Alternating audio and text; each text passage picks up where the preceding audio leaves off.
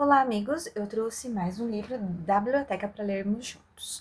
Da coleção de Ziraldo, com as letras, agora As Viagens de Ellie. Era uma vez uma letra L, tão antiga que só sabia andar acompanhada.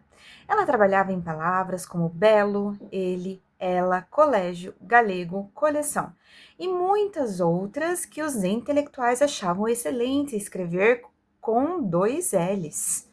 Mas isso faz muito, muito tempo.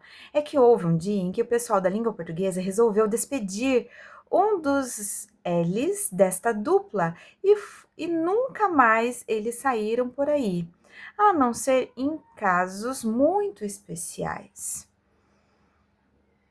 A história que vamos contar é uma história ainda de tempo que o L gosta muito de recordar. Só falta explicar uma coisinha. São dois L's, os nossos narradores. O leitor tem que ficar bastante atento, pois os dois estão contando a mesma história. E é possível que até mesmo os dois não saibam, mas se foi com um ou com outro que um fato ou outro aconteceu.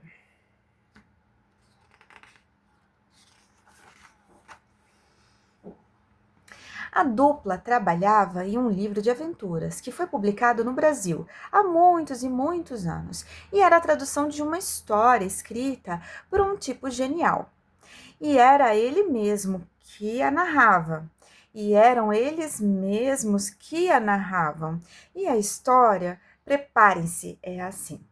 No começo, vivíamos numa pequena aldeia da Inglaterra, depois em Cambridge, onde fomos para acompanhar os estudos do mais inquieto de todos os médicos já nascidos na velha Inglaterra. Ele se tornou um cirurgião, mas na verdade só pensava em viajar. Tinha uma louca paixão pela aventura e um fantástico fascínio pelo mar. E não aguentava ficar no consultório e sempre que podia escapava. Virava médico de bordo e viajava por mares nunca dantes navegados. Depois de algumas poucas aventuras, para o seu insaciável desejo de rodar o mundo, ele resolveu sossegar um pouco. E nós sossegamos também. 3 anos depois, ei-lo aflito outra vez, dizendo para a mulher: Não posso mais, querida. Mary, vou me fazer ao mar. E se fez.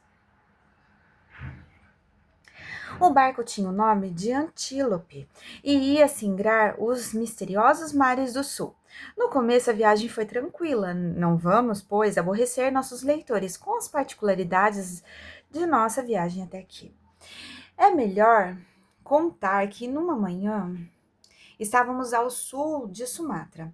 Tivemos o que se pode chamar exatamente de um contratempo, uma fantástica tempestade que começou de repente.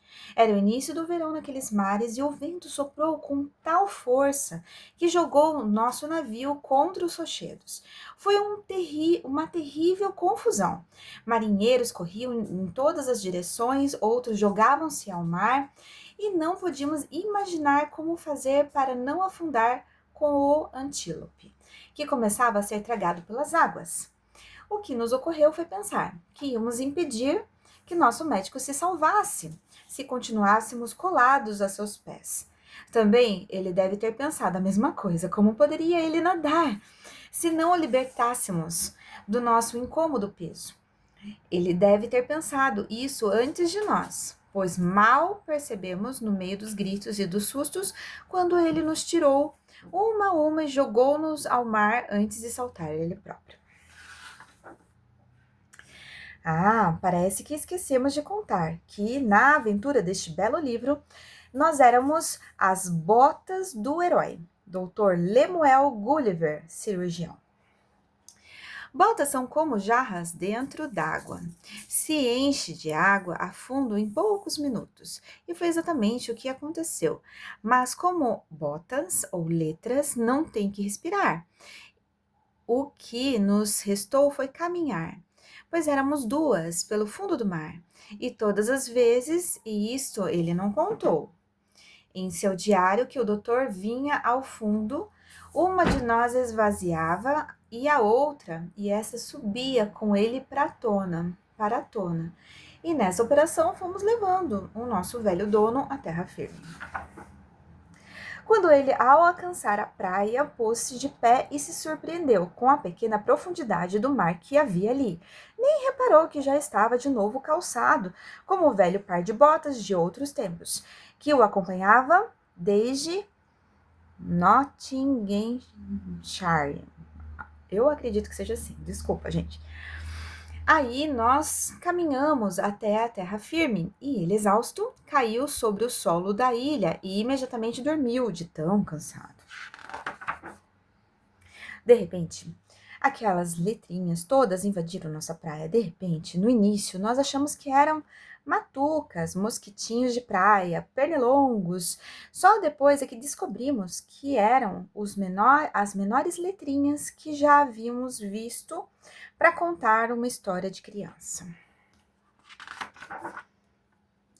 E saímos pegando todas elas, como se fôssemos uma rede de pegar borboletas, para deixar nosso herói descansar. Quando o Dr. Lemuel acordou, contudo, estava amarrado com fios e com barras e imobilizado por grampos, que eram interrogações e vírgulas, e todo alfinetado de exclamações. Tentamos interferir, mas que fazer? A história estava escrita e era assim. O papel do par de botas era pequeno. No texto não há mínima referência e nenhum destaque nas ilustrações. Só, mais uma vez ou outra, o texto fala em nós. E mesmo assim, nos chama de sapatos. A história é assim mesmo, sempre injusta, mesmo as que inventam os grandes humoristas que num conto que fazem para as crianças demonstram como o homem envelhece depressa e perde a melhor coisa que ele tinha, que era o prazer de acreditar no absurdo. Bem, não vamos recontar esse conto em seus detalhes, pois são fatos desconhecidos por demais. Vamos apenas fazer uma só revelação a mais. Neste ponto da conversa, as duas letras fizeram aquele gesto de modéstia que se faz quando se vai falar dos méritos, que são os próprios méritos de quem fala. É que elas iam contar como foi que ajudaram o Dr. Lemuel a escapar das duas ilhas encantadas, aquela história de todos tão sabida, com medo de que os liliputianos o cegassem por todos os equívocos que o poder do mal transado sempre causa. Dr. Lemuel, antes de escapar, primeiro fugiu de Lilliput para outra ilha vizinha, também cheia de pequenos canalinhas, cujo nome se sabe era Blefuscu. Foi ali que ele acabou achando um barco à deriva, com o qual se livrou do pesadelo de enfrentar criaturas bem minúsculas, mas com os mesmos maiúsculos defeitos que têm os homens, que são todos iguais. E aqui, as duas letras modestíssimas retomam a narração para explicar como foi que, num barco tão pequeno, Dr. Lemuel conseguiu fazer-se ao mar e chegar até as costas de Sumatra e ser salvo outra vez de morrer no mar.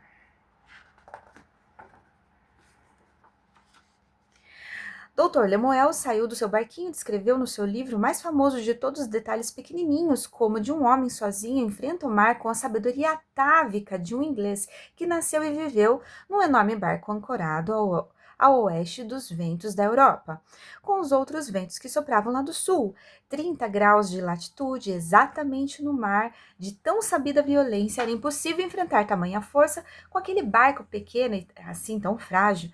Para subir aquele mar era preciso ter pelo menos um bom motor de popa. Ou, acrescentou o outro L, alguém ali, batendo os pés com firmeza e com uma velocidade espantosa e sem descanso e sem medo de afundar.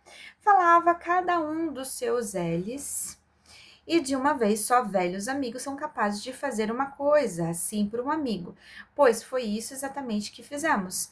Nem mencione quando o Dr. Lemuel olhava o leme e as estrelas da noite o guiavam, enquanto lá na proa ele velava nós. Na popa fazíamos, às vezes, de 2 potentes pés de pato, velocíssimos, empurrando sua tosca embarcação.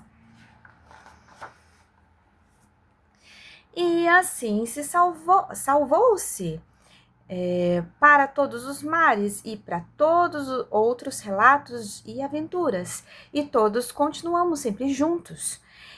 Se, como Botas, ele preferiu outros modelos mais modernos e elegantes, nós dele nunca que nos separamos, pois estamos sempre juntos no sobrenome que o fez famoso. Jonathan Swift, As Viagens de Gulliver. Só por isso mesmo. Olha só.